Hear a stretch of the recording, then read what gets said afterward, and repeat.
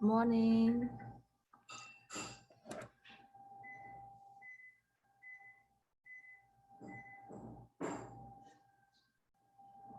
Good morning.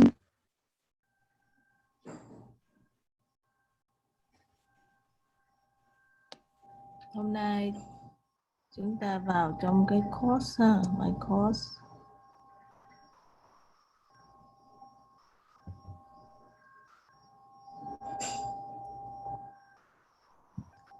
My course. We're gonna study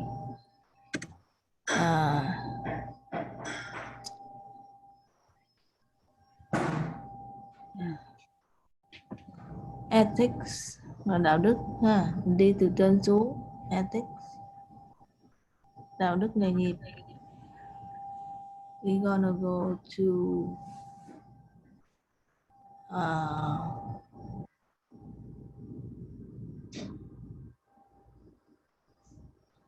học thì chúng ta học vô cái exam prep webinar.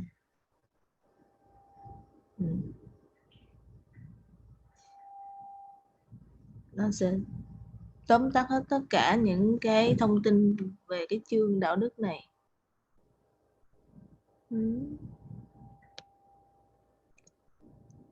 Ok.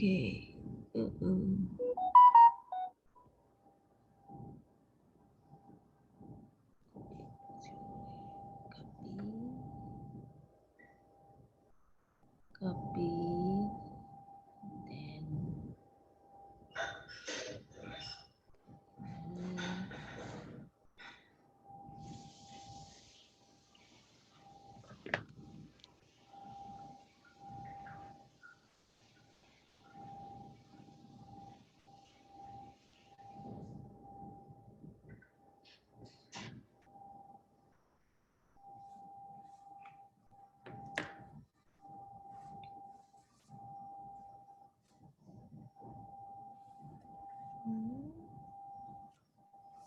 Structure for this particular session. As always, as we go through this, if you have any questions, whatever, I'll be happy to answer them as we go along. But remember always that you can always email us to go, just simply go to your website, you'll see the email address there, and just simply send us whatever it is that you want, and we'll be happy to respond usually within 24 to 48 hours. Okay? So today we're going to be talking about ethics. As I said, it's regarding common law. And as always, the purpose of all of this, of course, is to go over the must-knows, as they call them, need to know, whatever, clarify, obviously, any kind of concepts, misconception, whatever. And as we go along, like I said, we can always answer any questions, or by all means, email us. So let's get ourselves going now. Okay, the first thing we have to look at is the whole question of insurance contract. And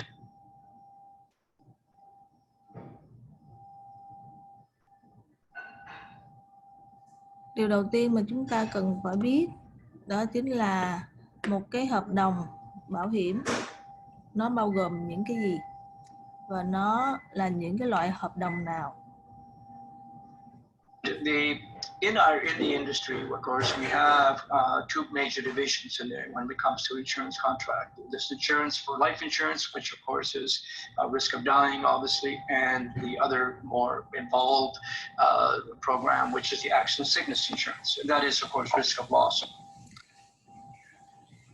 Hợp đồng bảo hiểm được chia làm hai loại mà chúng ta học trong cái chương trình này là bảo hiểm nhân thọ về cái nguy cơ tử vong và bảo hiểm bệnh tật cũng như là tai nạn, accident sickness insurance, là nó sẽ giúp bảo vệ những cái nguy cơ là mất cái sức khỏe, loss of health. Of health, so nothing to do with dying, but this is what we call living benefits, basically. So here we're going mà chúng ta thường gọi là living benefit, có nghĩa là những cái lợi ích lúc chúng ta còn sống. We're going to cover disability insurance, we'll cover critical illness, accidental death, accidental dismemberment, medical fees, drugs, things like that, and of course long-term care. Đó là disability là bệnh tật, critical illness là bệnh ngặt nghèo, accidental death là khi mà mất do nguyên nhân là tai nạn. Accidental dismemberment có nghĩa là bị mất tay chân do tai nạn. Tay chân gọi là tứ chi ấy, do tai nạn gây ra. Medical fees and drugs là những cái dịch vụ liên quan tới y tế cũng như là thuốc men. Long term care là chăm sóc lâu dài. And all parts in between. So those are sort of your two biggest areas when it comes to an insurance contract. So đó. Tiếp theo là chúng ta sẽ tìm hiểu về insurer là những công ty bảo hiểm, agent là những đại lý, nhân viên tư vấn bảo hiểm. But before we go there, one of the things we have to establish is how is it that insurance companies actually distribute products and everything. And the first thing we'll look at on the sort of the left side of your screen there, you'll see there that in a more captive environment, you might say there's an insurer, which of course is the insurance company, the manufacturer, if you want to call it. So the insurer really is the principal. And then there's what's called an agency relationship. So in other words, the insurer extends a contract to an agency, basically, or an agent if it's an individual. An agency usually is more than one person. An agent, of course, is an individual and everything. So the principal là một cái chủ thể chính, có nghĩa là người chủ đi, là một công ty bảo hiểm thì họ sẽ có những cái hệ thống đại lý agency relationship. Khi mà họ có cái hệ thống đại lý đó thì những cái đại lý agency hay còn gọi là broker thì có một mối quan hệ là họ delegated authority, có nghĩa là họ được giao cái quyền, chuyển nhượng cái quyền cho cái agency đó, và trong cái agency sẽ có rất là nhiều cá thể individuals, và cá thể này làm việc với một tư cách độc lập. Agent là một cái nhân viên tư vấn, hoặc là một nhân viên tư vấn này có thể là được thuê hoặc là có thể làm việc độc lập. The insurer has all the marbles, you might say, and then it basically extends that privilege, you might say, to agency or to an agent. Okay, so let's take a look at an agency first, because usually that's where most of you will be doing your business, through an agency, and then we'll be more specific about which agency we're talking about. An agency, generally speaking, is a partnership or a corporation. That's usually what it's up. Agency có thể là một cái partnership là những người cùng nhau thành lập, hoặc là một tập đoàn corporation. Involved either two or more people get together, or it's a corporation. Partnership là khoảng 2 người hoặc hơn cùng nhau thành lập một cái agency, hoặc là nhiều hơn nữa thì là corporation, là một tập đoàn. Basically run a business. Okay. Regardless of which way you look at it, if it's a corporation, it has to have a corporate license. So partnerships don't have to have a license. Just the individuals, of course, have to have a license, but there's no partnership license. But there is a corporation license. So if you operate as a corporation, you must also not only have an individual license, in other words, a personal license, but also have the corporate license as well. Okay. Khi mà những người có license riêng biệt với nhau hợp lại với nhau mở công ty thì không có cần một cái corporate license. Partnership thì không cần corporate license, nhưng mà nếu mà một cái tập đoàn lớn và rất là nhiều người làm việc thì chúng ta phải xin một cái corporate license. All the employees dealing with the insurance company must also be licensed. In other words, anybody dealing directly with the insurance company has to have a license as well. You cannot give. Và nhân viên làm việc cho một cái agency bắt buộc phải có license. Đó là một cái điều bắt buộc. Bởi vì khi mà mình dealing tức là mình làm việc về cái mảng bảo hiểm thì kiến thức bảo hiểm là một cái điều quan trọng nhất, và khi mà làm việc như vậy phải có bằng, có license thì mới bảo đảm được cái chất lượng dịch vụ và làm việc đúng.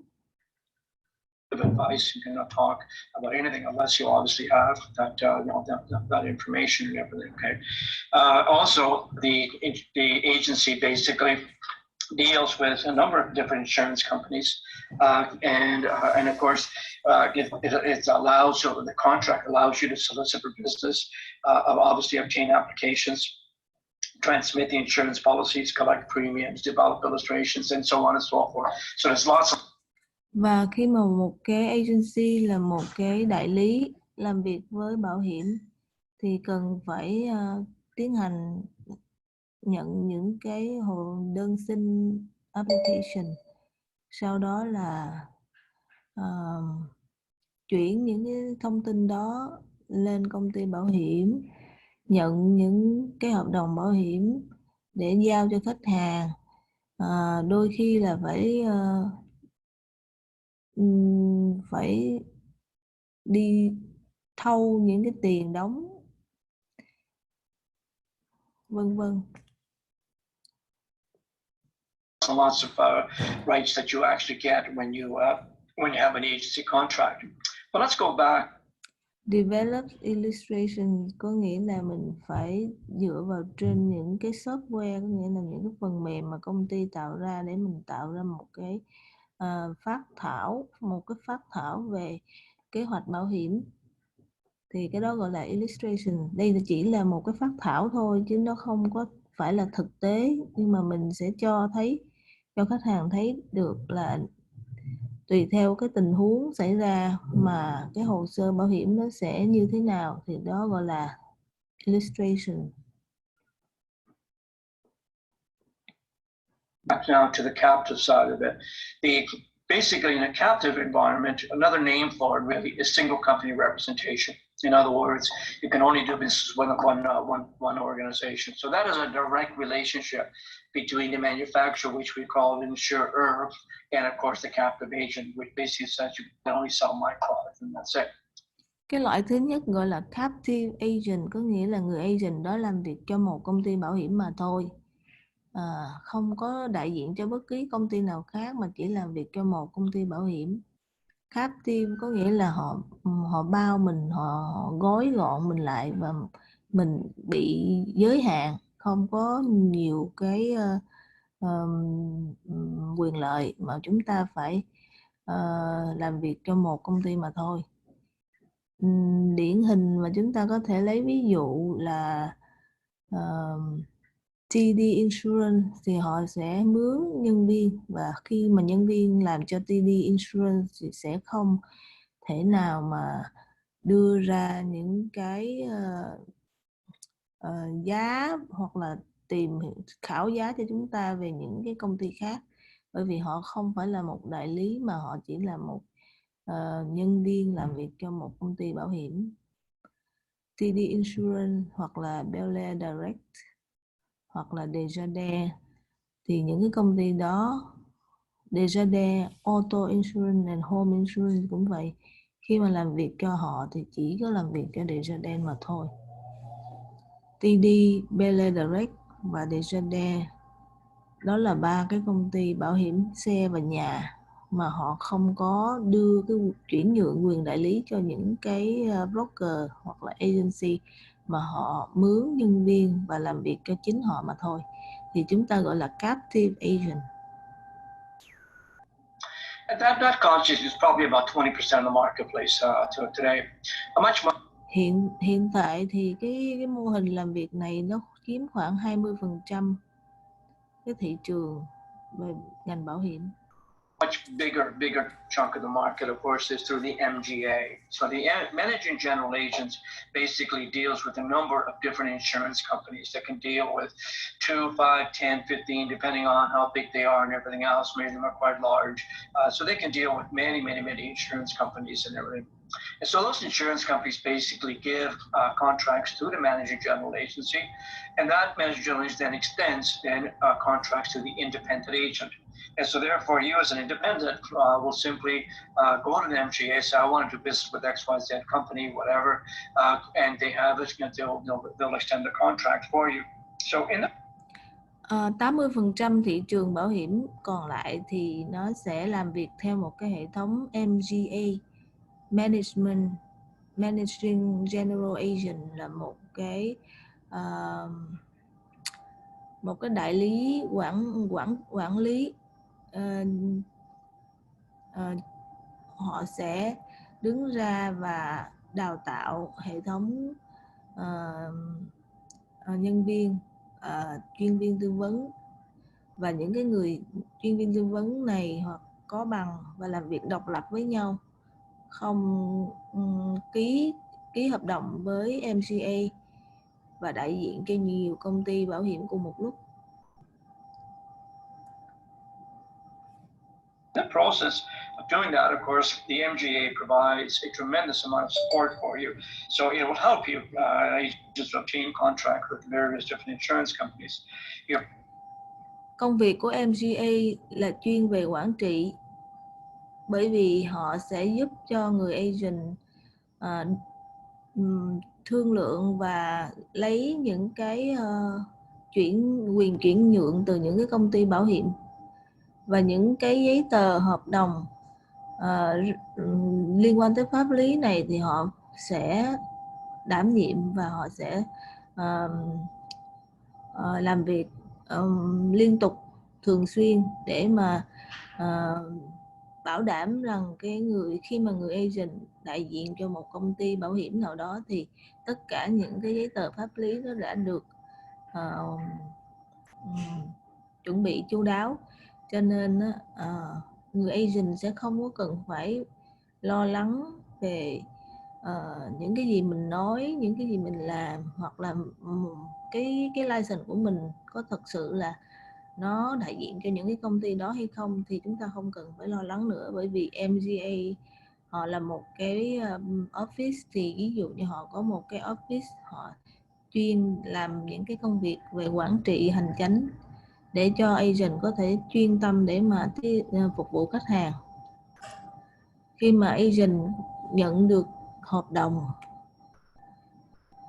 process and track all of your business, thì MGA nó sẽ giúp mình process, có nghĩa là tiến hành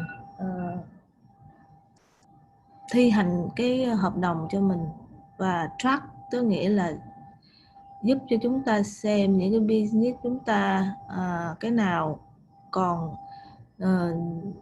hiệu lực và cái nào nó đã bị khách hàng có thể những cái yêu cầu vân vân, hoặc là có những cái gì mà liên quan tới phục vụ khách hàng, cái nào mà đang tiến hành, cái nào đã tiến hành xong hợp đồng, cái nào đã được hoàn tất vân vân, thì họ đều báo cho agent biết để agent có thể làm việc trực tiếp với khách hàng. Provides sales support, collects and pays commissions. So again, you don't have to worry about conflict of interest because the commissions will be the same regardless of the insurance company. So you don't have to worry about which one pays better, so to speak, because it's sort of a universal number, you might say. Provide sales support là những cái gì mà liên quan tới giúp cho công việc kinh doanh, thì họ đều hướng dẫn mình. Ví dụ họ sẽ thu thập những cái thông tin về quảng cáo mới nhất, poster vân vân, và họ collect trong một cái system để chúng ta có thể lấy ra và đem cho khách hàng một cách nhanh nhất, và những cái thông tin nó cập nhật nhất. Rồi collect and pay commission, thì cái vấn đề huê hồng thì sẽ rất là công bằng cho tất cả mọi nhân viên, không có phân biệt là công ty bảo hiểm nào sẽ trả nhiều hơn, công ty bảo hiểm nào sẽ trả ít hơn, bởi vì MGA họ sẽ được một cái quyền lợi là sẽ thay mặt của chúng ta để mà thương lượng với những cái công ty bảo hiểm và sẽ được nhận những cái huê hồng theo quy định của pháp luật, và không có một cái sự phân biệt đối xử nào. And of course provides enormous amount of training to you as an independent agent. So as you can see, that the MGA is a crucial person in your development and everything. So today, probably about 60 to 70% of all business written in Canada is through an MGA system and everything, So those are your two major distribution. Of course, there's some minor ones, so online, for example, or through the internet, things. 60 đến 70% tất cả những cái hợp đồng và những cái doanh số hiện tại là thông qua cái hệ thống bảo hiểm và một cái hệ thống quản lý MGA. Ngoài ra những cái số nhỏ còn lại là bán trực tiếp trên mạng hoặc là gì đó vân vân, thì cái đó rất là ít.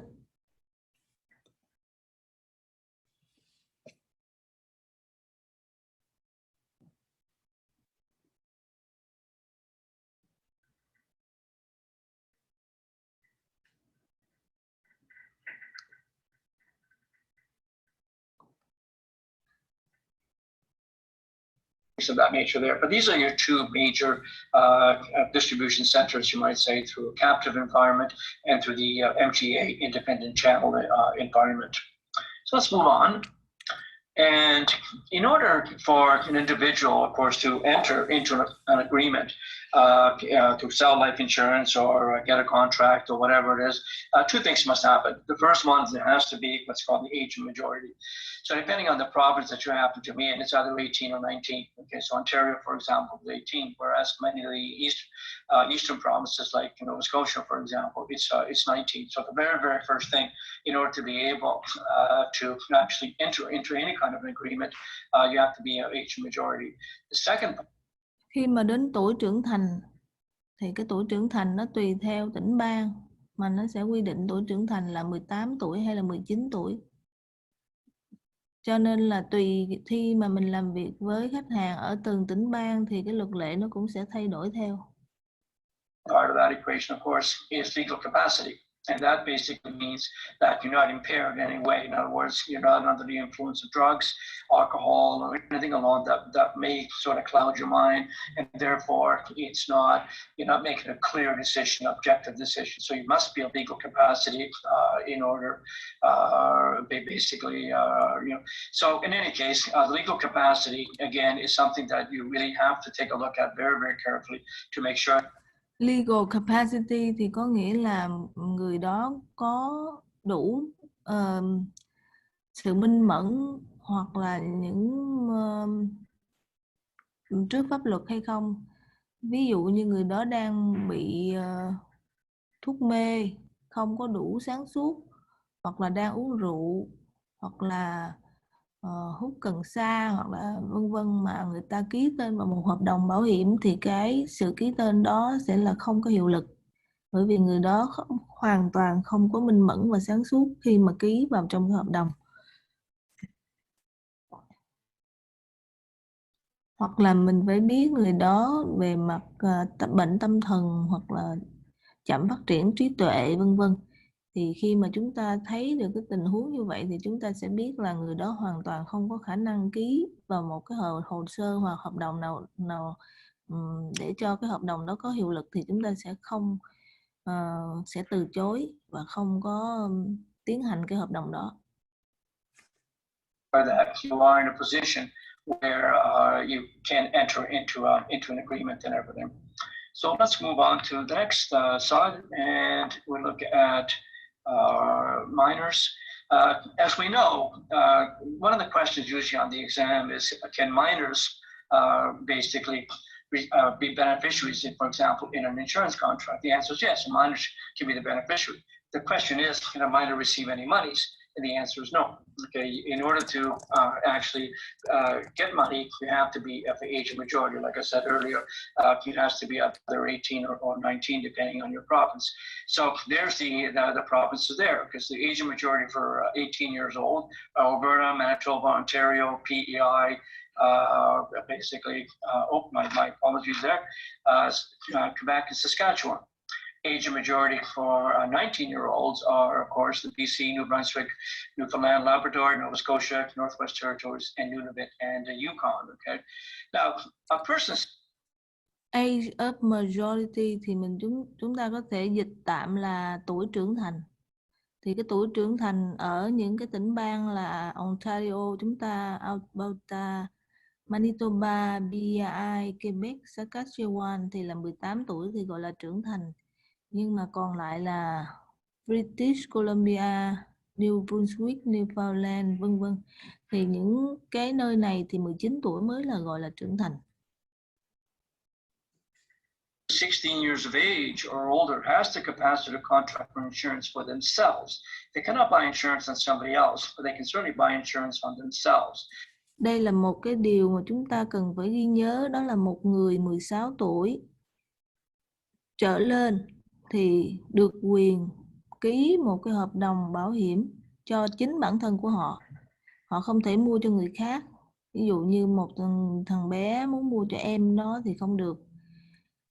Họ chỉ có thể mua cho chính cho họ thôi. Có nghĩa là ví dụ như 16 tuổi đã đi làm thì có quyền tự mua bảo hiểm nhân thọ cho mình, tự mua bảo hiểm bệnh tật cho mình, tự mua bảo hiểm xe cho mình, vân vân.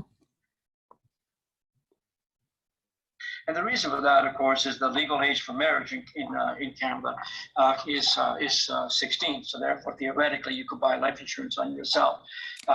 Lý do của cái sự ngoại lệ này là bởi vì cái tuổi có thể kết hôn được tại Canada sẽ là 16 tuổi.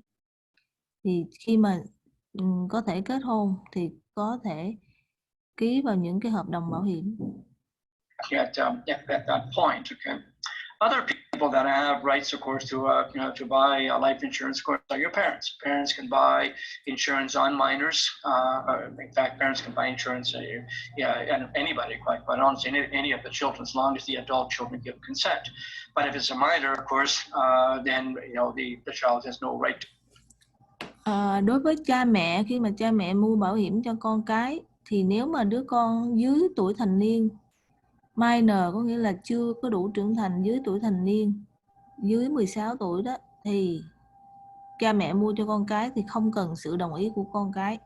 Nhưng mà khi mà con cái nó đã trên cái tuổi trưởng thành, trên 18 tuổi, thì khi mà cha mẹ mua cho con cái thì con cái cũng phải đồng ý, cũng phải ký tên vào trong cái hợp đồng.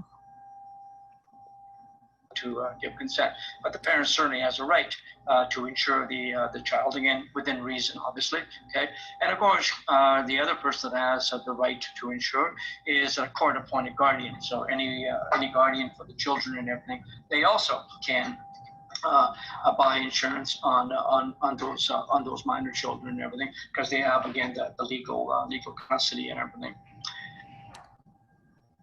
Và trong cái trường hợp mà đứa bé không có bố mẹ thì tòa án sẽ giao đứa bé cho một cái người bảo trợ chăm sóc, gọi là court appointed guardians, tức là những người guardians này đã có một cái tờ giấy, một cái giấy chứng nhận pháp lý là sẽ bảo trợ nuôi nấng một đứa trẻ, thì cái người này cũng hoàn toàn có quyền để mua bảo hiểm nhân thọ cho đứa trẻ đó. So, let's move on. This is a very important section, the power of attorney. So in the power of attorney situation, what you've got essentially is two powers of attorney, two different kinds of powers of attorney. One of them is what we call the power of attorney for personal care. Another name for it is living wills. So basically, this is a power of attorney that you're giving to somebody should you get to a point where you are, regarding your health, in a position where you can no longer make right decisions for yourself regarding your health. So what you would do, obviously, is you would give that power to somebody else. Okay, so you as the grantor, as they call it, are granting authority to an attorney, in other words, somebody else. So Power of attorney nó có hai loại là về sức khỏe thì nó có hai loại. Một cái loại là power of attorney, cái loại thông thường thì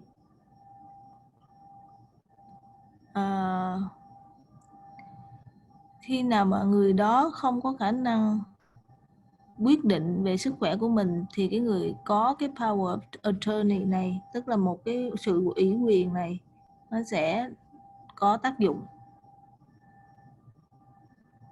So that if should you become incapacitated and somebody has to make decisions on your behalf in regards to your health and everything else, a power of attorney for personal care is the right document. That's why they always call it a living will. In our business, we don't tend to do the living will section as much as the power of attorney. Cái power of attorney for personal care thì nó different, nó khác với là cái power of attorney for finance, tức là về tiền bạc của cải. Cho nên nó có hai loại, một cái ủy quyền về sức khỏe và một cái ủy quyền về tiền bạc của cải. Thì cái ủy quyền về sức khỏe gọi là living will, tức là khi mà chúng tôi bị hôn mê thì người nào sẽ quyết định chữa trị cho tôi như thế nào, cái quyền quyết định nó hoàn toàn tôi sẽ giao cho ai quyết định, thì cái đó gọi là for personal care, living will. Nhưng mà trong cái lĩnh vực tài chính thì chúng ta sẽ tìm hiểu sâu về cái ủy quyền về tài sản, chứ chúng ta không có liên quan gì nhiều tới cái ủy quyền về sức khỏe. Primarily for your wealth, in other words, power of attorney for property. In that case, there you have basically two kinds of power of attorneys. The first one, basically, is what they call a limited power of attorney. That's what we're talking about here, the power of attorney. Trong cái ủy quyền về tài sản thì chúng ta sẽ có hai loại, một cái loại limited, cái loại đầu tiên là limited, tức là cái ủy quyền này chỉ có giá trị rất là ít, limited. Ends when the person who gave the POA becomes mentally incapable. So this is very much of a limited power of attorney. So for example, if I said to you, I'm going to go away for the next 12 months, would you take care of my house? Rent it out for me, go in there in wintertime, make sure the pipes don't burst, basically take care of my property. However, after 12 months, I'm going to be back, so therefore it is a limited power of attorney. Trong cái limited là cái loại có giới hạn đó, thì trong cái hợp đồng ủy quyền đó thì sẽ ghi rõ là thời gian từ bao lâu, 1 tháng, 2 tháng, 3 tháng, và trong cái giới hạn cái quyền ủy quyền đó chỉ là những cái ví dụ như chăm sóc vườn tược rồi trả bill hoặc vân vân, chứ không có phải là ủy quyền đó là người đó có khả năng bán cái tài sản đó đi. Chỉ là những cái gọi là chăm sóc về cái tài sản cho cái người đó, khi mà người đó, ví dụ người đó đi công tác 3 tháng nước ngoài và căn nhà này họ muốn để lại cho ai đó mướn, ví dụ như mướn Airbnb đi, thì phải có người mở cửa ra cho khách tới xem nhà, ở nhà, rồi sau khi khách hàng đi là phải dọn dẹp phòng ốc vân vân. Thì khi đó cái người chủ nhà, chủ của tài sản sẽ ký một cái ủy quyền, và cái ủy quyền đó giới hạn trong một cái lĩnh vực và trong một cái khoảng thời gian nào đó mà thôi. Or if I become mentally incapable, that limited power of attorney is also finished. Okay, Và cái điều đặc biệt là khi mà người đó bị không có khả năng minh mẫn nữa, ví dụ như bị hôn mê hoặc là bị bệnh và không còn biết cái gì hết, hoặc là bị điên hoặc là gì đó, thì cái ủy quyền đó cũng chấm dứt hiệu lực luôn. Okay, so it's finished. Okay. Generally speaking, for our business, we go to the next step. We go to what's called an enduring power of attorney. This is the one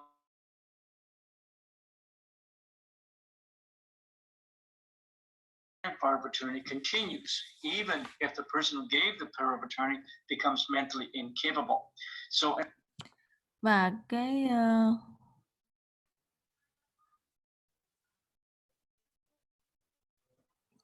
cái ủy quyền mà có cái giá trị lâu dài, enduring, có nghĩa là ủy quyền lâu dài, thì cái ủy quyền này vẫn có tiếp tục có hiệu lực khi mà người đưa ủy quyền bị bệnh, bị điên hoặc là bị bất cứ lý do gì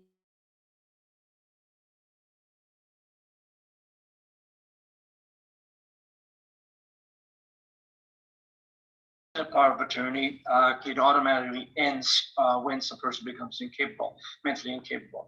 In enduring power of attorney, it goes past that. So basically, the moment the person becomes mentally incapable, they can actually then grant you the power, you step in, and now you have the right to turn around and actually act on their behalf. Now remember, this is not something that you take lightly. This is a very responsible decision, because at the end of the day, you have to do the best you can in regards to the grantor, the person who gave you the power, and of course to the beneficiaries of the power of attorney, whoever they may be as well. Okay, so this is an important section.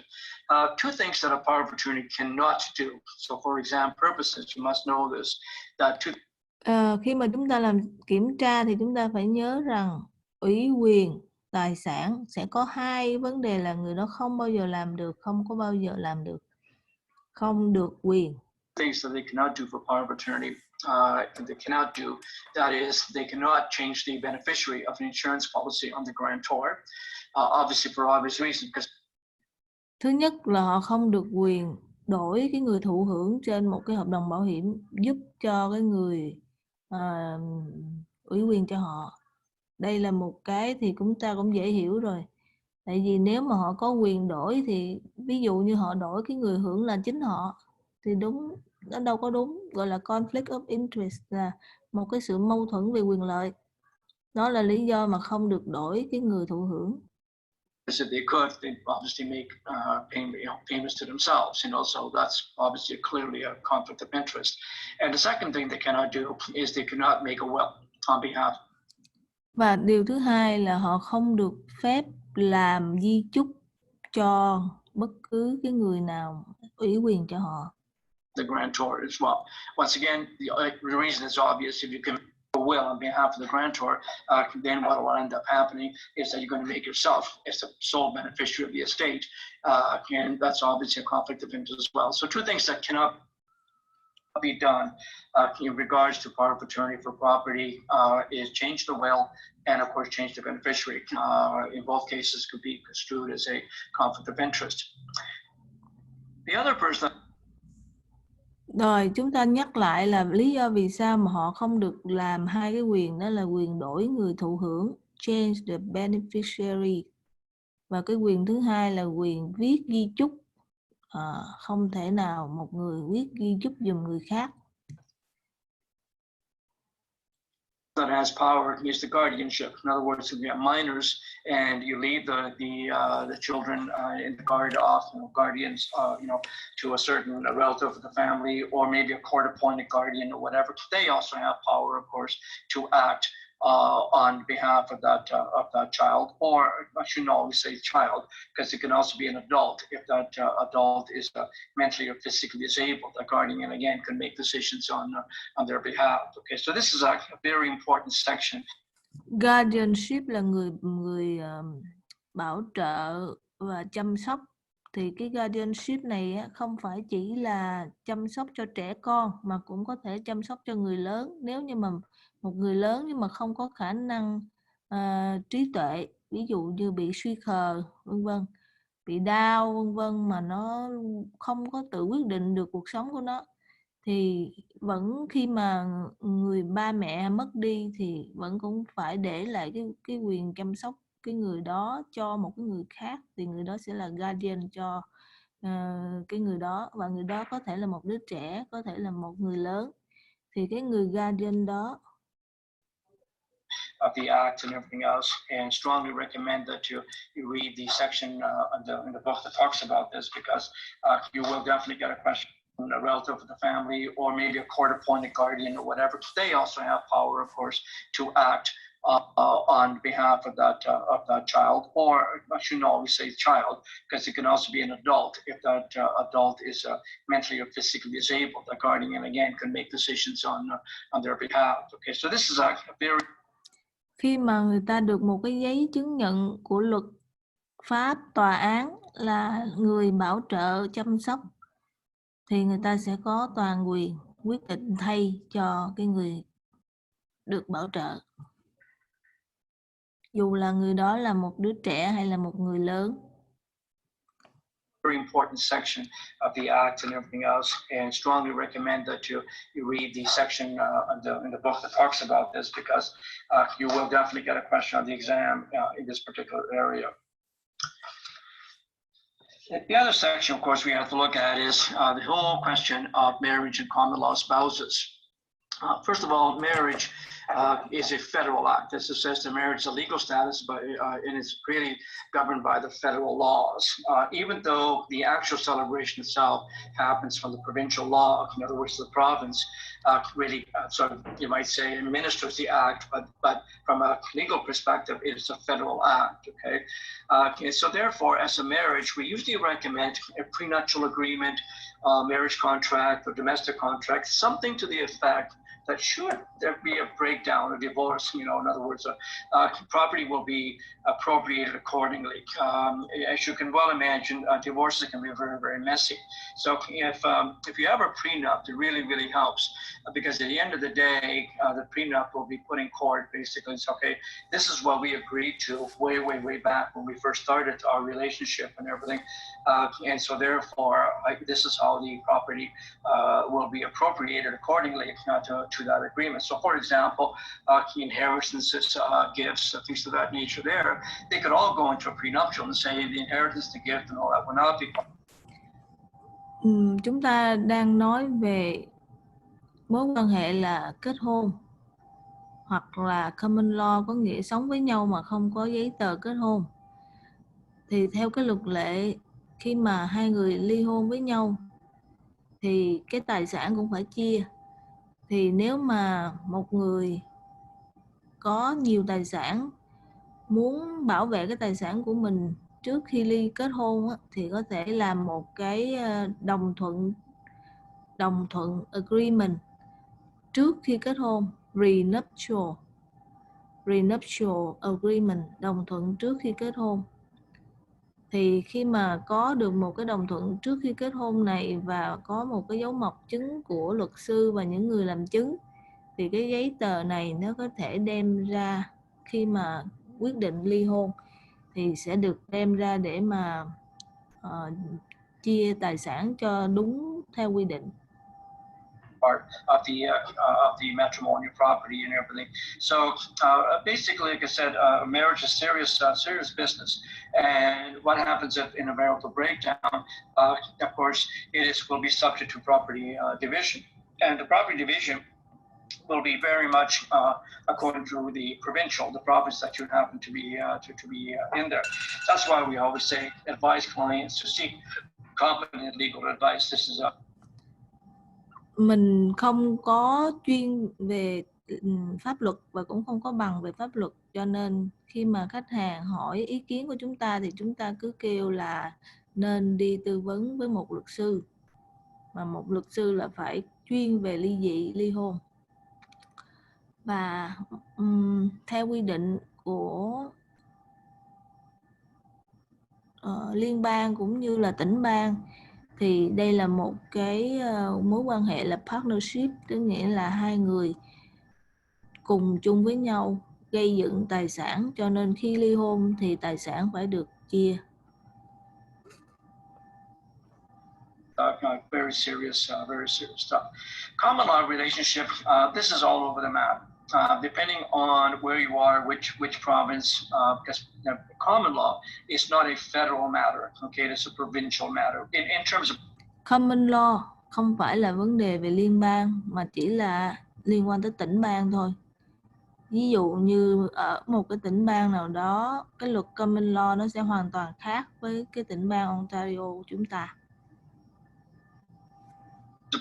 Of a marital breakdown in terms of family property, it falls under the provincial matters, not the federal matters.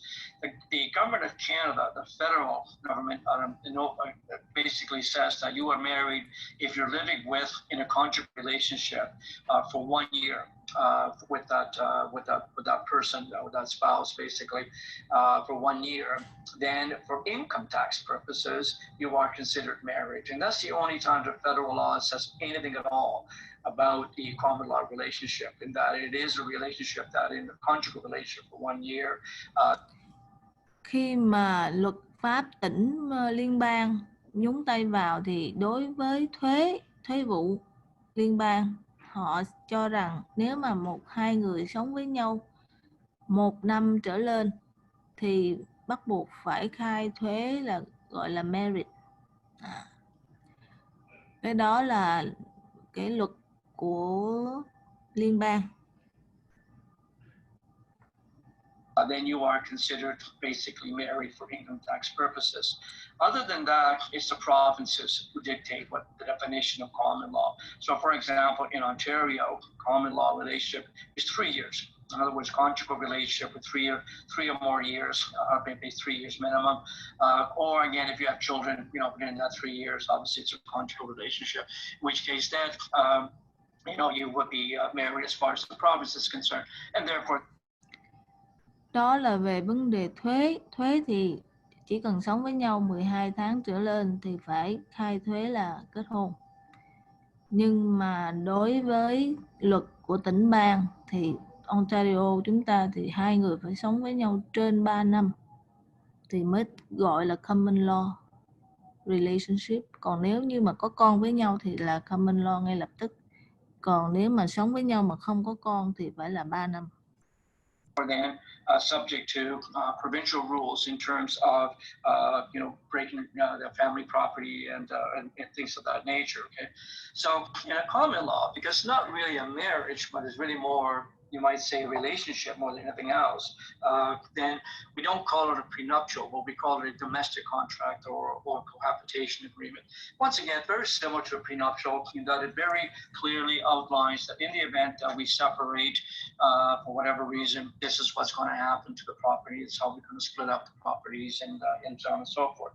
So once again, it's a good idea to have that because trong trường hợp mà một cá nhân có quá nhiều tài sản và muốn được bảo vệ thì nên làm một cái hợp đồng, một cái đồng thuận trước khi sống chung với nhau.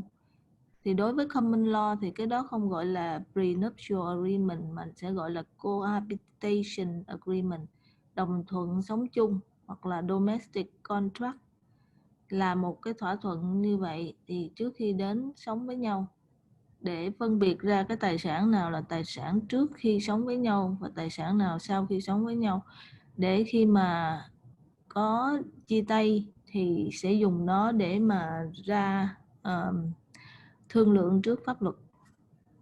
Some provinces, in terms of a marital, sort of a common law breakdown or separation, are not necessarily subject to property division. You have to look at the individual province that you happen to be in. So, for example, in Quebec, there is no common law. So, in other words, common law simply is not recognized, and that's the end of that. So, đối với Quebec thì đối với họ thì không có cái chuyện sống common law. Common law là không có giá trị trong pháp luật. Without a properly drawn up agreement and everything else, certainly one of the parties will be disadvantaged and everything, okay? But regardless of which way you go, whether you're in a marriage or whether you're in a common law relationship, the rights to spousal support and dependent support, in other words, child support, is still there. And Một số tỉnh bang, đa số tỉnh bang thì khi mà common law chia tay nhau thì không có được quyền lợi chia của cải. Not subject to property division. Thì cả hai trường hợp common law hay là kết hôn thì khi mà ly hôn, ly thân thì đều được quyền spousal support, nghĩa là nuôi cái người phối ngẫu, và cũng như là phải là child support, có nghĩa là nuôi con. most important, of course, is the child support. That is a federal matter. Spousal support is more of a provincial matter. Also, the federal government gives guidelines basically as. The child support là nó sẽ liên quan tới luật của liên bang, cho nên nó sẽ được cái quyền lợi là sẽ được bảo đảm quyền lợi hơn. Còn cái spousal support là nó sẽ liên quan tới luật của tỉnh bang. Luật của tỉnh bang thì đôi khi là không có ép buộc, không có bị bắt buộc. to spousal support in the event of a breakdown or separation or anything along that line. So it is a very important section of the Act that you know the difference between a marriage and a common law relationship and everything. So let's go on to a divorce itself. As I said, just like the marriage is a federal act, so is divorce. Okay, so divorce again is a federal matter, and so therefore it falls under the federal jurisdiction. However, in terms of breaking up the property, in other words, family property, it does go according to family law of the province. So while the federal government is involved with divorce, it is not necessarily get involved in how to break up the division of property of the family. Khi mà ly hôn, ly thân thì đối với cái luật của ly dị thì phải xét đến cái người này có khả năng kết hôn lại hay không, ability to remarry. Nếu mà người này khó có khả năng kết hôn lại thì phải cung cấp cho người vợ hoặc là người chồng gọi là những cái tiền để mà trang trải cuộc sống, rồi spousal support. Còn nếu có con thì phải là có child support là để nuôi con. Còn về tài chính financial, những cái tài sản vân vân thì sẽ dùng luật của tỉnh bang. Family property or something. So as long as you are separated, okay, obviously you cannot get married. Okay, so in other words, you must get a divorce before you actually get married. So one of the things that divorce gives you is the ability, of course, to remarry. But again, with that, spousal support could be an issue. And that, again, federal government will give guidelines in terms of the kind of spousal support that would be needed, okay? And of course, child support, okay? Child support supersedes spousal support. In other words, child support is first, and that's a good thing. Children should always come first, basically. And then in terms of the federal law, the child support is law. So unlike spousal support, which are simply recommendations at this point anyways, they're recommendations. Child support is not recommendation, it is law. And so therefore, if you earn X amount of dollars and you have Y amount of children, this is how much you must pay for support. So there's really no discussion because it's already dictated by the Divorce Act. Okay, the provincial. Đối với child support đây là một cái sự bắt buộc, còn spousal support là chỉ là khuyến cáo mà thôi. Jurisdiction, on the other hand, they're more concerned about financial status and, of course, division of property. In other words, more like spousal support, child support, basically dictated by the feds, and of course, how to actually divide the property among the couples, basically. Okay, so many times what happens, life insurance policy could be subject to valuation and division. For example, if you buy a universal life policy and you have a very high cash value sitting in that policy, or whole life policy participating, let's say, which again has a very high cash value.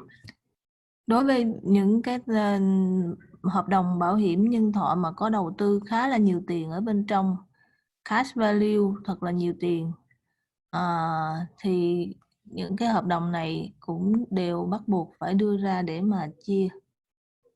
The court should say half of that money will have to be sent over to the spouse, based on. Thì khi mà đem cái vấn đề này ra tòa thì chắc chắn tòa sẽ nói là phân nửa cái số tiền này phải được chia cho cái người còn lại.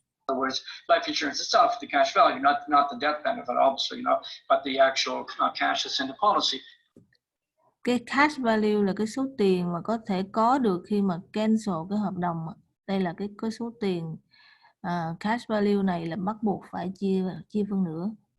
Could be subject to marital property division and everything else. Okay, the insurance proceeds received will be treated analogous to inheritance and gifts. In other words, inheritance and gifts are not considered primary property. So life insurance proceeds, the death benefit, okay, will not be considered as family property. It will be considered an inheritance or a gift, basically. And so therefore, it will not be subject. However, the cash value in the policy while the client is alive, the cash value, that will be or could be subject to valuations, family property. But the cái số tiền mà cái người thụ hưởng nhận được từ một cái bảo hiểm nhân thọ sẽ được tương đương, analogous là tương đương với lại thừa kế, inheritance, và quà. Tức là cái số tiền đó là sự thừa kế riêng, quà riêng, cho nên sẽ không có nằm trong cái tài sản chung để mà chia khi mà ly hôn. The death benefit, it definitely is not.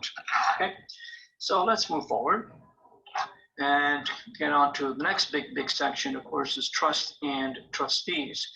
Trusts are very useful tools because from a tax planning perspective and privacy perspective, things of that nature there. As you know, a will is a public document. A trust is, of course, a private document. And so therefore, you can privately set properties aside, put it into a trust, and quite honestly, nobody needs to know. Okay. Trust là một cái tài khoản mà nó được gọi là riêng tư, bị giấu kín đi. Will là một cái văn bản, nó sẽ gọi là public, có nghĩa sẽ được công bố cho các bên được biết, cho người thân biết. Nhưng mà trust là một cái dạng mình bỏ cái tài sản của mình vào và cái bài tài sản này sẽ được giữ bí mật. Yes, it doesn't really form part of your estate. Once you move property from yourself to the trust, now the trust owns the property, and therefore, because the trust owns the property, it doesn't form part of your estate. So of course, you avoid probate, you avoid creditors, you avoid all that kind of stuff there, and of course, the spying eyes of maybe a disgruntled heir or something. So once property is moved over, the trustee now hold title to the property. So the trustee technically own the property on behalf of the beneficiaries. Okay, of the beneficiaries. So they don't hold property for themselves. Obviously, they hold property on behalf of the beneficiaries. And therefore, it's a big responsibility. You cannot take these things lightly, okay? We usually also recommend that you have a surrogate ownership of the trust. In other words, don't just have one trustee, because if that trustee happens to be away, cannot, or maybe disabled themselves or sick, or maybe even Trust là một cái nơi giữ tài sản cho mình. Nhưng mà trustee là cái người có cái tên trong cái tài sản. Cho nên chúng ta không thể nào để một người làm trustee mà có thể nên để 2-3 người vào. Trustee might have even died and you haven't even had a chance to claim when you move trustee. We usually recommend that you have a secondary trustee just in case. Just like, you have a secondary beneficiary, contingent beneficiary, we recommend the same thing. Trust là một cái nơi giữ tài sản dùm cho beneficiary. Chứ không phải là người trustee, không phải là người chủ cái tài sản mà chỉ giữ dùm cho một cái nhóm người beneficiary. Ví dụ như 4 đứa con còn nhỏ dưới 18 tuổi thì tài sản đó sẽ là những ngôi nhà, nhiều nhà vân vân. Thì những đứa con nó không thể giữ được cái tài sản đó bởi vì nó chưa có đủ tư cách pháp nhân. Cho nên phải có một cái người trustee là một người mình tin tưởng giữ giùm. Thì những người trustee này nó sẽ là những người tin tưởng và những người thân cận, quyến thuộc, tin tưởng, chứ không thể là những người xấu. Thì những người xấu họ có thể làm cái gì đó làm mất cái giá trị tài sản vân vân, có thể là làm hư hao cái tài sản để lại cho con cái. Cho nên cái người trustee này mình phải tin. Have a secondary trustee as well, just in case, basic. Và không nên có một người trustee mà thôi, mà phải có 2 hoặc 3 người để có một người backup, một người có chuyện gì không may đột ngột qua đời thì vẫn còn cái người thứ hai. But the role is the same, okay? Is that once property moves over to a trust, it is property of the trust. and the trustees now have legal title to it, you might say, on behalf of the beneficiaries. Okay. There are two kinds of trust. There's inter vivos trust. These are trusts that you set up while you're actually alive. So you as the settlor, basically. Inter vivo có nghĩa là khi chúng ta còn sống. Chúng ta còn sống mà chúng ta đã tạo cái trust ra rồi. Thì cái trust này gọi là inter vivo. We call you the settlor. You settle the trust. So you open up the trust while you're still alive and you seed it. In other words, you throw in property. That property could be money, it could be a cottage, it could be a house, could be whatever it is. You cannot set up an inter vivos trust without settling it with something, even if you have just put in $100, let's say. But there must be something to essentially seed it. And that is very useful, like I said, for privacy purposes, for tax purposes, state purposes, so that you leave property to somebody that you may that you want to make sure that they actually get that property, but you're still alive. That's why they say inter vivo. So you're doing this while you're actually alive. In the property, you the settlor settle this while you're actually still alive. Okay? Testamentary trust, on the other hand, is a trust that's set up through your will. So therefore, khi mà chúng ta không có làm, mà chúng ta còn sống mà chúng ta chưa làm, nhưng mà chúng ta có viết di chúc, thì cái di chúc đó nó sẽ là một cái bằng chứng để mà tạo ra cái trust, và tạo ra cái trust đó để mà để lại cho những đứa trẻ, những đứa con, những đứa cháu vân vân không có đủ khả năng quản lý cái tài chính thì phải tạo cái trust. This particular trust comes into effect the day you die. So unlike an inter vivos trust, which is settled while you're alive, a testamentary trust actually gets settled the moment you die. And so in a testamentary trust, very similar to any other trust, has a trustee basically named and everything. And once again, the testamentary trust owns that property at that point on behalf of the beneficiaries. So once again, tức là cái người trustee đó sẽ có tên trên cái tài sản, nhưng mà tên đó là dưới đứng giùm thôi, on behalf, đứng giùm cho một cái đứa bé chưa có đủ tuổi trưởng thành, thì cái người trustee đó sẽ đứng giùm, giữ giùm cái tiền hoặc là giữ giùm một cái số tiền tài sản, nhà cửa vân vân, đến khi đứa bé trưởng thành theo cái will, tức là theo di chúc. Ví dụ như cái người đó viết di chúc là đến năm 18 tuổi vẫn chưa đưa, vì chỉ đưa 100.000 để mà có đủ tiền học hành đại học vân vân.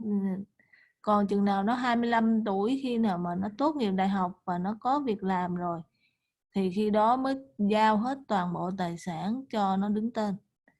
Thì đó sẽ hoàn toàn là làm theo cái nguyện vọng của người đã chết, người quá cố.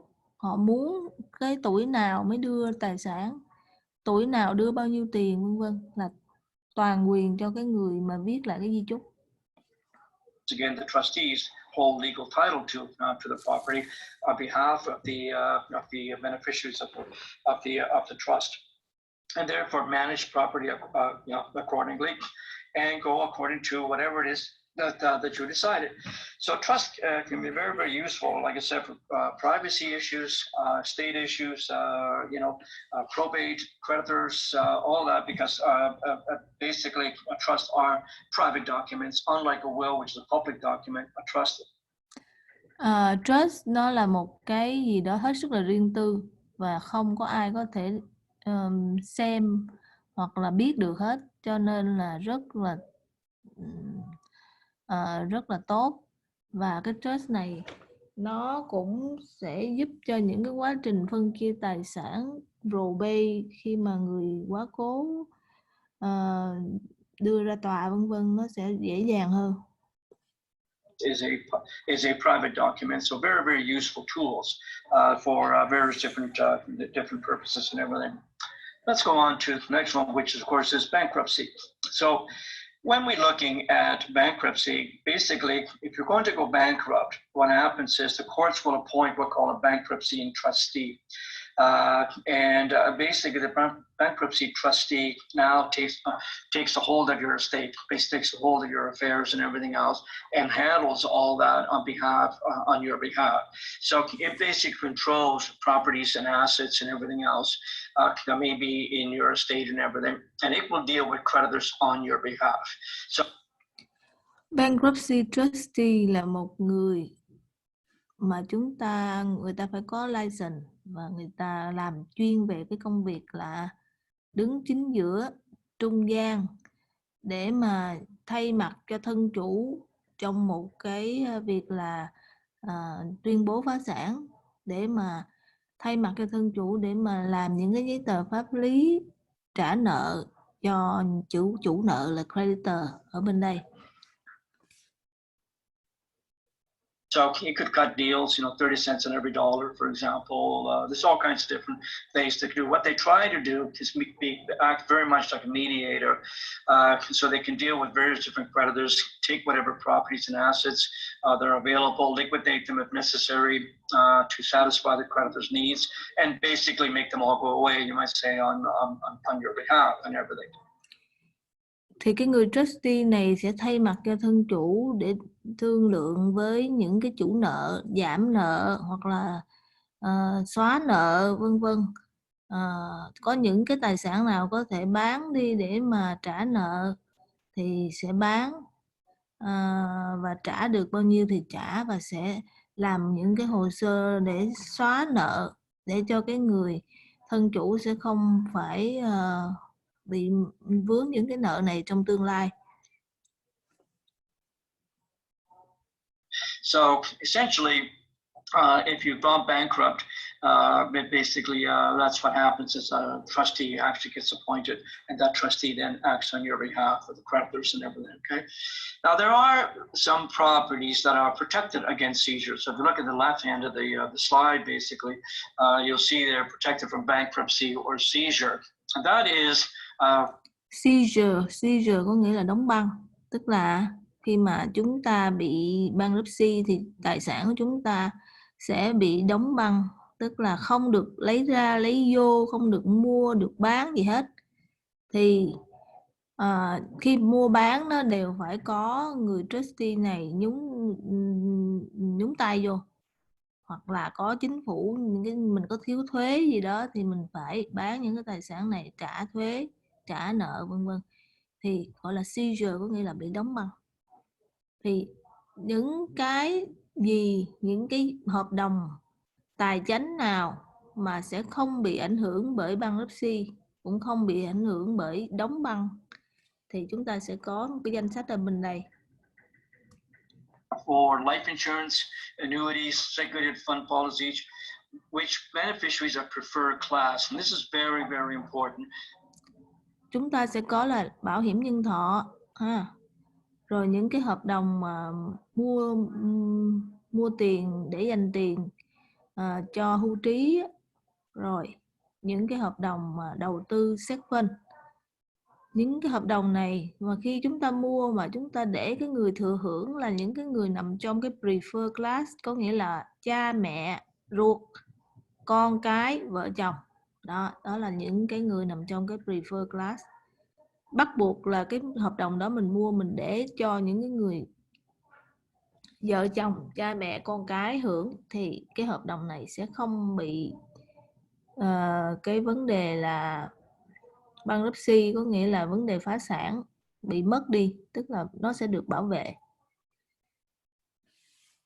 If you name your estate as the beneficiary, let's say life insurance or your annuities, or you name somebody that is outside of the preferred class. Remember that the preferred class was your mother, your father, your spouse, your children.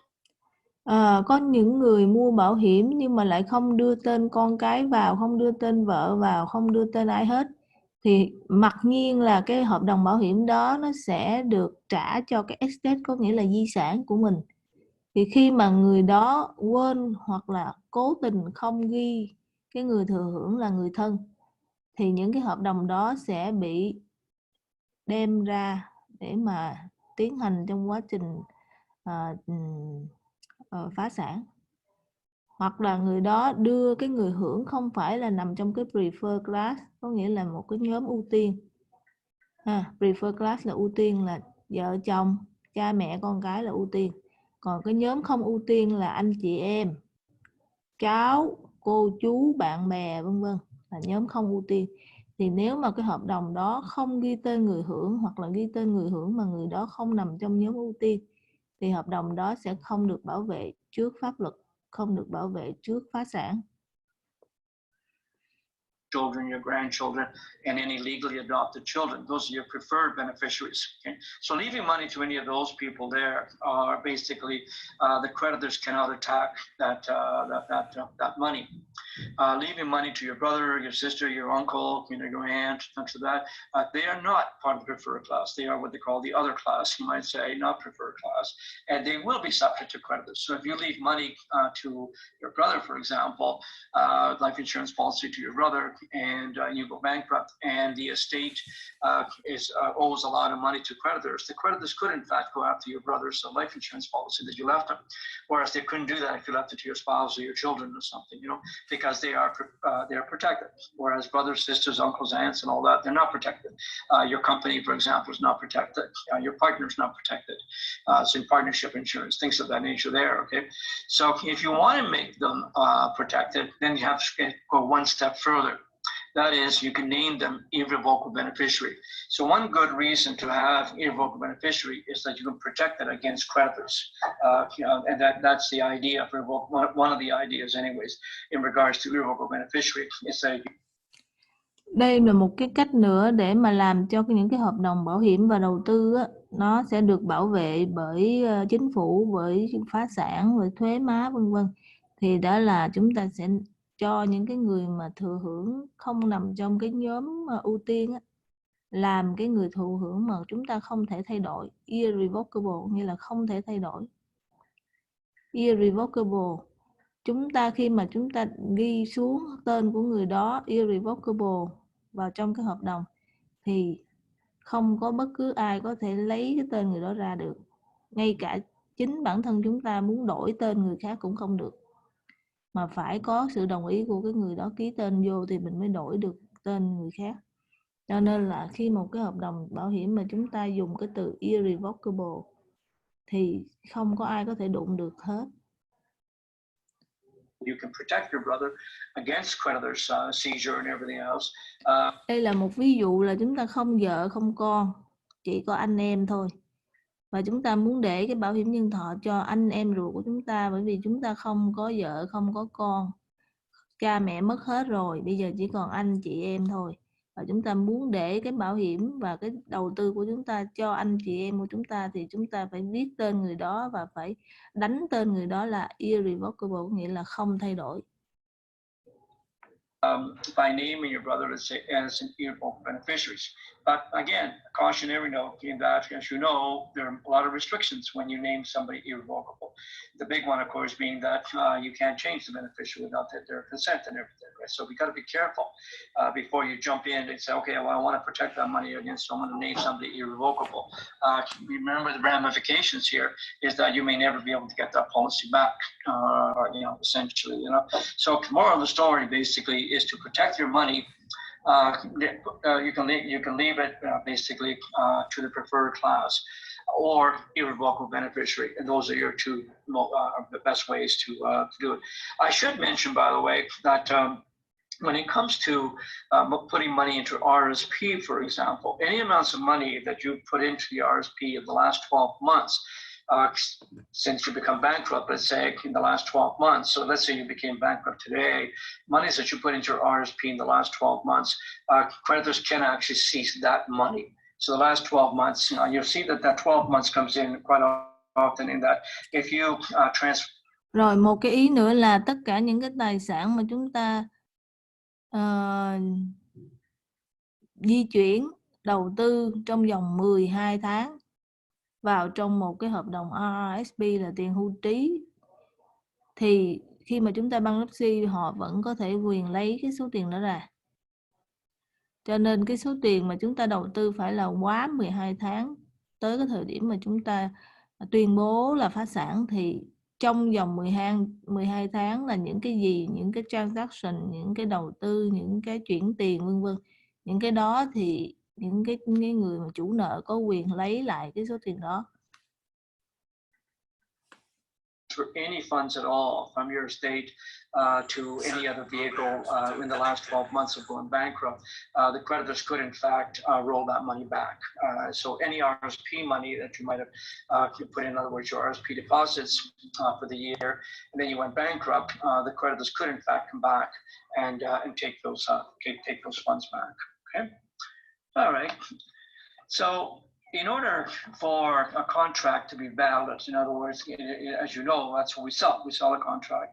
And so the first thing we have to look at is that there must be intention to enter into a binding contract from both parties. In other words, both the life insured or insured, whatever, and the insurance company say, yeah, this is a good idea. Let's do this. In other words, neither one of them can be subject to any deceit, any coercion, any threats, anything along that line. So both of them had intention to actually enter into the agreement because it. Tức là hai bên ký hợp đồng phải có một cái intention, có nghĩa là có cái quyết định và một cái ý quyết định là ký kết với nhau thì cái mối quan hệ này nó mới thành hiện thực. Tức là binding contract là một cái hợp đồng phải có sự đồng thuận giữa hai bên. It make good sense, make good business sense for the two parties to get together. Okay. The other thing that must happen is the subject matter of the contract has to be legal. In other words, if the contract was, I want you to blow up this building, well, that's not a legal contract because now I'm asking you to do something. Để một hợp đồng có giá trị pháp lý thì cái nội dung của cái hợp đồng phải là có giá trị pháp lý. Chứ nội dung là về illegal, mua bán thuốc vân vân thì những cái hợp đồng đó không có cái giá trị gì hết. Nội dung của một hợp đồng, subject matter of the contract has to be legal. Ví dụ như là hợp đồng đốt cháy building sẽ được 1 triệu đô vân vân thì những cái đó không cần phải giữ lời hứa. Đốt cháy building xong không trả tiền cũng không sao hết. Tại vì có đem cái hợp đồng đó ra trước tòa thì tòa cũng không có chứng nhận cái hợp đồng đó là có hiệu lực. Illegal. In other words, if the contract is to do an illegal act or an illicit act, basically, then of course we have no contract because of course it goes against public policy. In other words, if I contracted you to murder my spouse, for example, obviously, or rob the bank or blow up the building or whatever, those of course are illegal matters, and therefore that contract will be null and void right from the beginning, basically. Okay. Also, both parties that enter into a contract must have mental capacity. In other words, they cannot be in a situation whereby one maybe have mental issues or something, or under the influence of drugs or alcohol or anything along that line. You really, really have to enter into an agreement with very much of a clear mind that you know. Hai người ký kết cái hợp đồng, hai bên đều phải nằm trong cái gọi là trí mental capacity, có cái khả năng trí tuệ, không phải là một người điên, không phải là một người đang bị uống thuốc kích thích, không phải là một người đang bị say rượu. Hai bên phải là có mental capacity, hai bên phải là minh mẫn sáng suốt để mà ký kết với nhau. Exactly what you're doing. There was no question that you knew what you were doing, and you decided to continue on, basically. So it is a very important part of the agreement. Okay, and as I said before, both parties have to agree that this just makes good sense for us to enter. In other words, the offer and acceptance have to be consistent. That in both parties, the offerer and the offeree basically are saying, yeah, this makes good sense. Let's proceed on that. Otherwise, we do not have a contract. It's really as simple as that. Okay. Now, there are, of course, many insurance company products and everything else. what we call public insurance. In other words, just simply the fact that you're living in Canada, you have rights to the insurance. And there's also many plans, of course, that provide you with retirement money. Again, just living in Canada. In other words, you don't really have to do anything. It's just simply the fact that you're a resident of Canada automatically basically gives you those rights. Okay, so the first one is, and most of you should be familiar with this, is public. Một cái quyền lợi của người dân sống tại Canada là chúng ta chỉ cần sống ở Canada thôi, không cần phải đóng bất cứ cái tiền gì hết. Sinh sống tại Canada, có giấy tờ pháp lý đàng hoàng, thì chúng ta sẽ tự động được những cái quyền lợi của cái bảo hiểm xã hội, public insurance. We call the federal programs.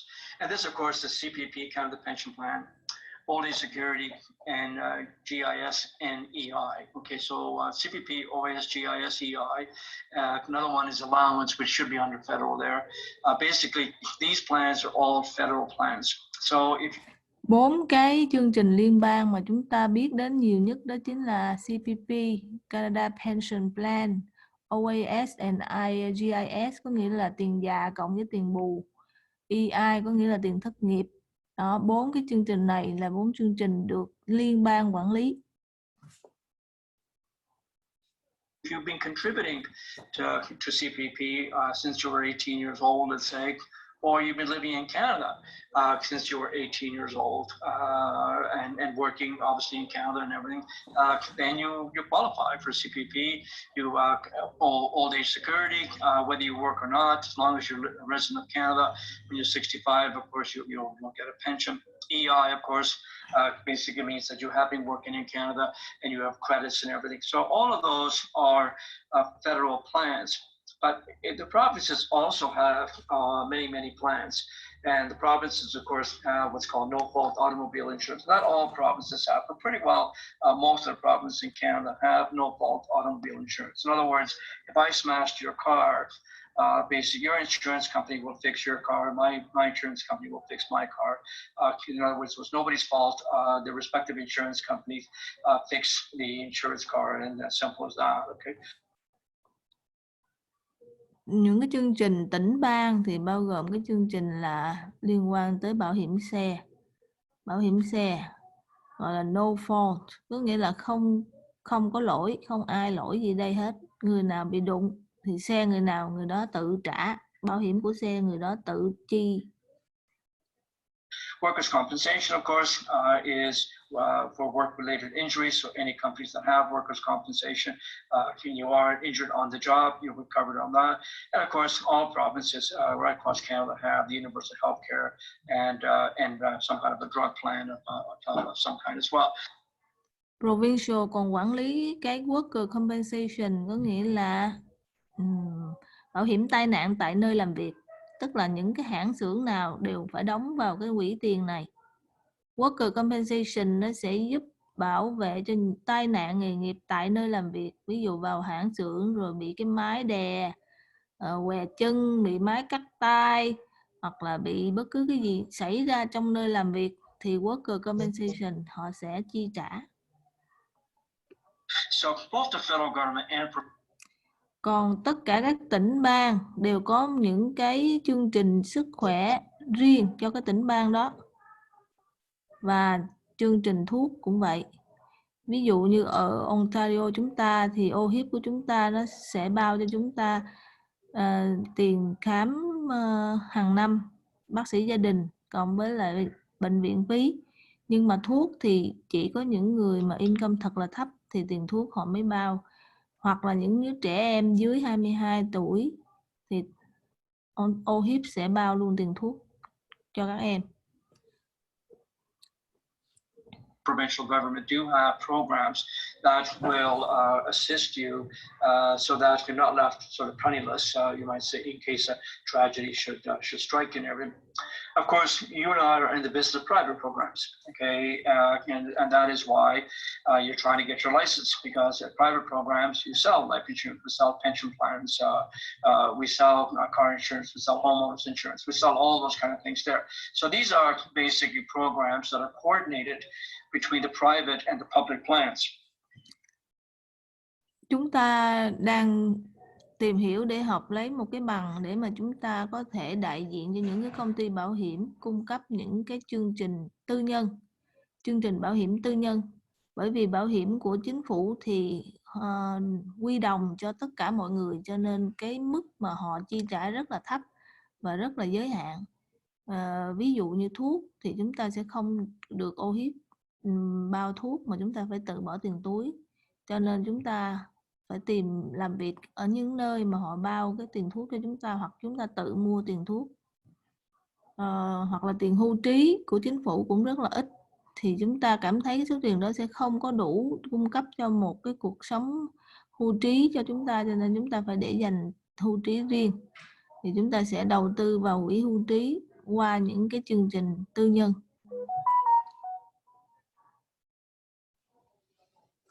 So basically, the coordination of benefits is between chúng ta dùng cái từ ở đây là coordination of benefits, có nghĩa là sự kết hợp giữa chương trình của chính phủ và chương trình của tư nhân. Tất nhiên là những cái gì mà chính phủ đã bao thì tư nhân họ sẽ không có bắt chúng ta phải đóng thêm, mà chúng ta muốn mua thêm những cái quyền lợi cho chúng ta, cho nên chúng ta phải mua bảo hiểm. Cho nên là khi mà họ làm một bất cứ cái hợp đồng bảo hiểm nào thì họ cũng đã tính là cái nào đã được chính phủ cung cấp, cái nào mà người dân sẽ cần thêm, và họ sẽ trả cái phí ở trên cái mức mà người ta cần thêm. federal government, provincial government, and of course the private programs. They're all sort of get together, and we look at the needs, like the needs analysis and everything, and then the appropriate division, the appropriate government or private plan pays accordingly. Basically, so there is a great deal of harmonizing between public plans and private plans, which of course is the plus that you sell, basically. Okay. So let's take a look at some of these a little more in depth. Bây giờ chúng ta sẽ qua cái phần tiền CPP. And as I said before, it is a contributory plan. And so the end result is that from age 18 onwards, and if you are working in Canada, you must contribute. So in other words, it is a mandatory contribution. You can't say, no, I don't want to participate. You must participate. And this is both the employer and the employee participate in this program. Self-employed person, of course, contributes both. Okay, so if you're đóng góp vào cái tiền này đó, thì bất cứ khi nào mà chúng ta sống tại nước Canada này, chúng ta có đi làm thì chúng ta được trả lương, có thể là employee mà cũng có thể là self-employed. Thì khi mà chúng ta được trả lương thì chủ chúng ta sẽ trả một phần cho chúng ta, và chúng ta sẽ trả cái phần riêng của chúng ta. Còn khi mà chúng ta là self-employed, có nghĩa là chúng ta tự làm chủ, thì chúng ta phải đóng luôn hai phần. If you're a sole proprietor or self-employed, basically you contribute both the employer and employee portion. So in terms of the contribution amounts, the employee covers 4.95% of the earnings between the YBE yearly basic exemption, which is $3,500, and cái số tiền mà chúng ta sẽ đóng thì nó sẽ tính là 4.95% những cái income nào trên 3.500 và dưới 54.900. Đó là cái đây số liệu của năm 2016, còn cái số trên đó, nó sẽ tăng lên theo từng năm. Những cái số income nào của chúng ta từ 3.500 cho đến 54.900 vân vân thì sẽ tự động nhân 4.95 là chúng ta sẽ phải đóng vào trong cái quỹ CPP này. Nhưng mà nếu chúng ta là self-employed thì chúng ta phải đóng 9.9%.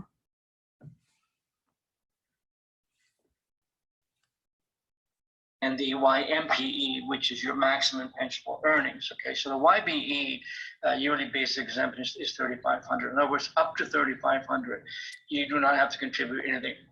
Once you're over 3,500, you need to start to contribute, but there is a threshold, and that threshold is the YMPE, yearly maximum pensionable earnings. So for example, for 2016, it was around $53,000 or something.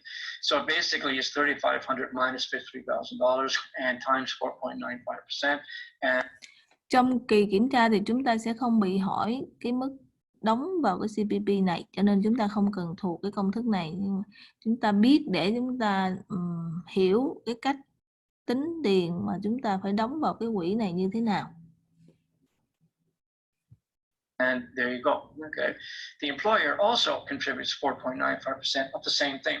So whatever you see on your paycheck, your employer has contributed the exact same number because it's basically 9.9 split right down the middle. So as a self-employed person, you will be paying 9.9% of the difference between the YBE and the YMPE. And as I said, the YMBE, your basic exemption is around $3,500. Is $3,500 per year.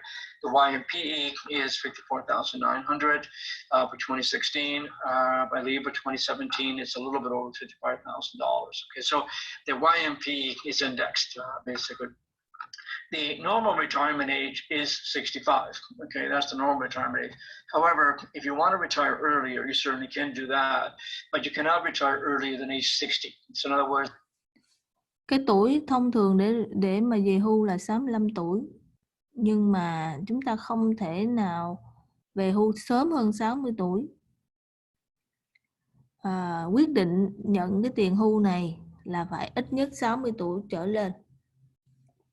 CPP the earliest it can start is age 60 onwards, basically. And for each year, for each month that you retire early, you must reduce it by 0.6% per month.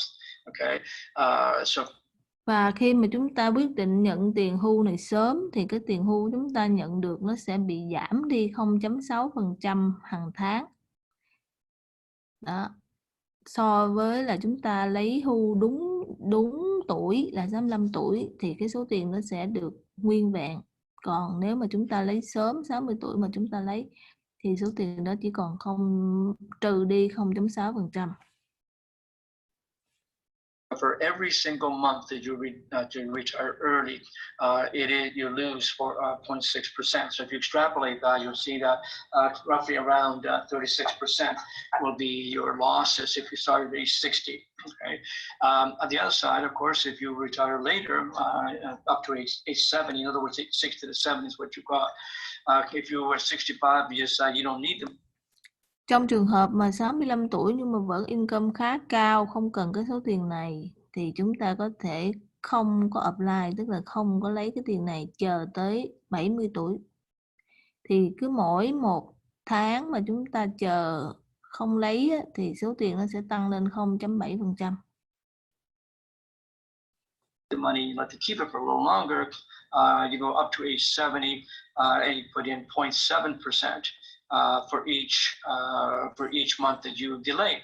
Okay, so again, if you extrapolate that to age 70, you get a nice 42% more than what you would have got at age 65. Một điều mà rất là nhiều người không biết và cũng không, vì có thể là chưa có kinh nghiệm, là họ cứ nghĩ là họ phải hoàn toàn nghỉ công việc làm mới nhận được cái tiền này, thì hoàn toàn sai. Số tiền này nó không có yêu cầu chúng ta phải nghỉ làm. Chỉ cần chúng ta muốn nhận tiền này thì chúng ta làm một cái đơn và chúng ta muốn nhận tiền này. Thì cuối năm họ sẽ gửi về chúng ta một tờ giấy để mà chúng ta khai thuế. Đây là một cái thu nhập income để mà chúng ta cộng vào trong cái income mà chúng ta đã có hiện tại. Thì nếu mà chúng ta tăng cái income lên thì chúng ta sẽ phải đóng tiền income tax cuối năm. Thì đó là một cái quyết định thôi, tức là chúng ta muốn có thêm tiền để chắc chắn là chúng ta không bị thiếu hụt tiền bạc thì chúng ta có thể xin tiền này lúc 60 tuổi mà không cần phải nghỉ việc làm. So for those of you who don't need the money at age 65, you may want to continue on letting it grow at a rate of 0.7% per month for a total of 42% over the 5-year period of time. Okay, so if you were to retire, now, for example, in 2016, let's say, because that's what these numbers are, it's 2016 numbers, you would get $1,092.50 per month at age 65. Okay, now remember that regardless of how you look at it, the benefit is the receipt is taxable, because remember you deducted your premium, and so therefore the benefit itself will be taxable as well. So that's your CPP. The next one, of course, is old age security. Now, the good news about old age security is you don't have to contribute anything. All you really have to do is be in Canada, basically. In other words, be a resident of Canada in order to qualify for this. Okay, so this non-contributor. So even if you never worked a day out of the house, you might say you never worked a day out of the house. You still will. So that's CPP. The next. Cái phần cuối mà tôi quên nói đến đó chính là cái số tiền mà chúng ta nhận được nó sẽ không có giống nhau, sẽ tùy thuộc vào cái mức mà chúng ta đóng góp và cái thời gian mà chúng ta đóng góp. Nhưng mà số tiền tối đa mà chúng ta nhận được đó, khi mà chúng ta hưu trí thì nó sẽ có cái mức tối đa. Dựa trên năm 2016 thì cái số tiền tối đa sẽ là 1.092 đồng 50 xu. Cái lý do vì sao nó có mức tối đa thì chắc là mọi người nhìn lại trong cái mức mà chúng ta đóng góp đó thì chúng ta cũng thấy rồi. Thì chúng ta chỉ đóng góp số tiền trong cái mức lương từ 3.500 đến 54.900 thôi. Còn những người mà income cao, lương 200.000 vân vân thì họ đâu có đóng góp nhiều đâu. Họ cũng đóng góp maximum như vậy thôi. Cho nên khi mà họ đóng góp maximum thì họ cũng chỉ nhận được cái số tiền maximum là 1.092. Còn cái số tiền extra họ làm dư thì họ để dành riêng, thì cái số tiền đó là personal saving, có nghĩa là sự tích góp, tích lũy riêng.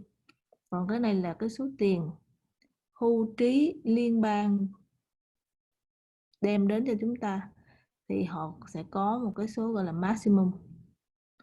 That's what these numbers are. It's 2016 numbers. You would get $1,092.50 per month. Và tất cả những cái tiền chính phủ gửi về cho chúng ta hàng tháng, cuối năm họ sẽ gửi một cái giấy cho chúng ta khai thuế, gọi là taxable. Okay. Now, remember that regardless of how you look at it, the benefit is the receipt is taxable, because remember you deducted your premium, and so therefore the benefit itself will be taxable as well. So that's your CPP. The next one, of course, is old age security. Now, the good news about old age security is you don't have to contribute anything. All you really have to do is be in Canada, basically. In other words, be a resident of Canada in order. Khác với tiền CPP thì cái OAS, OA Security thì không cần chúng ta phải đóng gì hết. Non-contributory. Chỉ cần có mặt sinh sống tại Canada thì chúng ta sẽ có thể nhận được số tiền này, bởi vì cái thời gian sinh sống của chúng ta nó phải theo cái quy định. To qualify for this. Okay, so this non-contributor. So even if you never worked a day out of the house, you might say you never worked a day out of the house. You still will get the money at age 65, provided certain conditions. In other words, residency is what it means. It's the main thing here. So the qualification is 65 years or older. In other words, you can't get. Tuổi phải trên 65 tuổi trở lên mới nhận được cái tiền già này. OAS any younger than 65, so it'd be 65, or you could delay it if you want. Okay? You must have a minimum residency of 10 years after age 18. Phải sống ở Canada ít nhất 10 năm sau 18 tuổi. Tức là sau khi chúng ta trưởng thành, chúng ta phải sống ở Canada 10 năm thì chúng ta mới được quyền lợi là cái tiền già này. It doesn't have to be consecutive, but must have at least 10 years in order to get any kind. Cái thời gian 10 năm này không nhất thiết phải liên tục. Có 3 năm rồi sau đó đi nước ngoài làm việc, sau đó về lại 3 năm rồi sau đó đi rồi về, miễn làm sao cái thời gian mà chúng ta ở tại đất nước Canada phải là ít nhất 10 năm. of a pension. And to get the full pension, of course, you have to be 40 years in Canada. Basically. So basically what we're saying is that basically 10 to 40 years, that 40 years being your maximum, okay? Khi mà chúng ta ở đây 40 năm trở lên thì chúng ta sẽ nhận được số tiền này maximum, có nghĩa là tối đa. Now, again, using 2016 numbers, the full pension would have been $570.52 per month. So if you, again, extrapolate that, it's roughly about $7,000 a year. But if you decide, just like your CPP, you don't need the OAS, the monthly payment could be increased again by 0.6% per month, so that was 7.2% per year to age 70, basically. So in other words, you get an extra 36%. By deferring it for 5 years. So basically, so if you don't need the money. Số tiền, cái con số năm 2016 thì số tiền tối đa có thể nhận được là 570 đồng một tháng. Và nếu mà chúng ta quyết định không nhận vào năm 65 tuổi mà phải chờ thêm thời gian nữa mới nhận, thì cứ mỗi một tháng mà chúng ta chờ đó, delay tức là defer, dời ra, thì sẽ được tăng là 0.6% một tháng, và maximum là tăng là 36%, là 5 năm sau đó chúng ta mới nhận cái tiền này là năm 70 tuổi. Just like you did with CPP, you can simply delay it, and for every month you delay it, you're going to get 0.6% more. You know, so it'll be strictly up to you. Okay. There is, however, one big issue with old age security that doesn't apply to CPP, and that is that you have a threshold. Okay. So for 2016, the threshold was $72,809. So in other words, you're allowed to earn up to $72,809, and there will be no clawback. Okay, there'll be no clawback. Một cái điều rất là đặc biệt đối với cái tiền già đó, đó chính là cái tiền income mà chúng ta có thể làm ra thu nhập hàng năm của cái người đó không thể nào vượt quá một số tiền gọi là threshold. Thì ví dụ như năm 2016 số tiền đó là 72.809. Nếu như mà vượt qua cái ngưỡng thu nhập của chúng ta mà vượt qua cái số tiền này đó, thì chúng ta sẽ bị trừ lại cái tiền OAS, clawback, và trừ lại dollar by dollar, tức là chúng ta chỉ cần income hơn 1 đồng thì số tiền OAS trả cho chúng ta giảm đi 1 đồng. But the moment you're over 72,000, for every dollar that you earn above the $72,809 for 2016, you will be deducted. You will lose 15%. Okay, you lose 15%. So for every dollar above the threshold, you will, in fact will lose 15%. So if you extrapolate that, roughly about $119,000, you will lose the OAS completely. Basically, so you need to factor that in when you're doing your planning and everything, is that there is a clawback. One of the drawbacks to OAS is that there is a clawback. Anything above the threshold is 15%. Okay. Once you are on old age security and you are in a very low income bracket, usually less than $25,000, okay, you can also qualify for GIS. Khi mà chúng ta nhận tiền già mà income thu nhập hàng năm của chúng ta quá thấp, nằm ở dưới ngưỡng là gọi là thu nhập thấp, thì chúng ta có thể nhận được cái tiền gọi là tiền bù, Guarantee Income Supplement. Tiền bù này là chắc chắn ai cũng được nếu như income thấp. Thì nếu mà chúng ta là single hoặc là có vợ chồng mà chồng vợ không có nhận tiền OAS, thì cái số tiền bù chúng ta nhận được tối đa có thể là 773 đồng. Còn nếu mà người chồng hoặc người vợ cũng đang nhận cái tiền già hoặc là tiền bù á, thì số tiền bù này nó sẽ nhận được giảm đi. Okay, so basically, so if your spouse is not receiving OAS, you could get GIS on top of that. And if your spouse is receiving OAS, you get a little bit less, like say $512. In other words, the GIS, first of all, you need to be 65 in order to get OAS, and you need to be 65 or older to get GIS as well. And of course, you're very low income. If you have a spouse that is younger than 65, but is age 60 or older, okay, from age 60 to 64, and again, you're in a very low bracket, low tax bracket and everything, low income earner, basically, your spouse, who is that 60-year-old spouse, age 60 to 64, will also get an allowance. But remember, you must be 65 or older in order for the allowance to kick in. So in other words, if you're not getting OAS, then you can't get GIS, and your spouse can't get an allowance. So you must be getting OAS first. So that. Một trong người vợ hoặc người chồng phải nhận được cái tiền già 65 tuổi, thì cái người vợ hoặc người chồng còn lại mới nhận được cái tiền ăn theo, tức là allowance.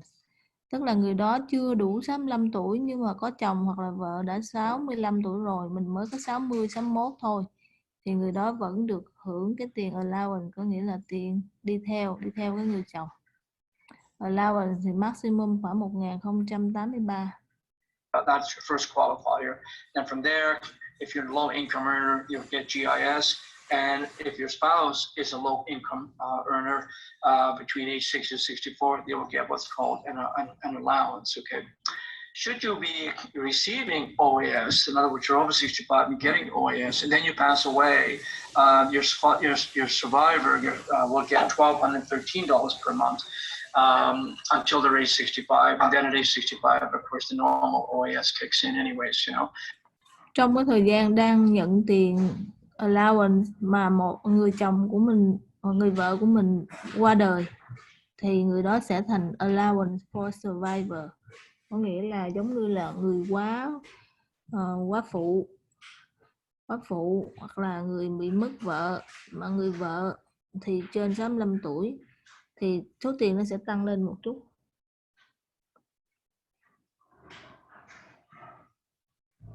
And so that simply dies off, you know, and that's it. Okay, so that's basically all you need to know really for old age security. Okay. EI, employment insurance, again, mandatory if you work at 18. Chúng ta sẽ học về EI vào cái phần sau.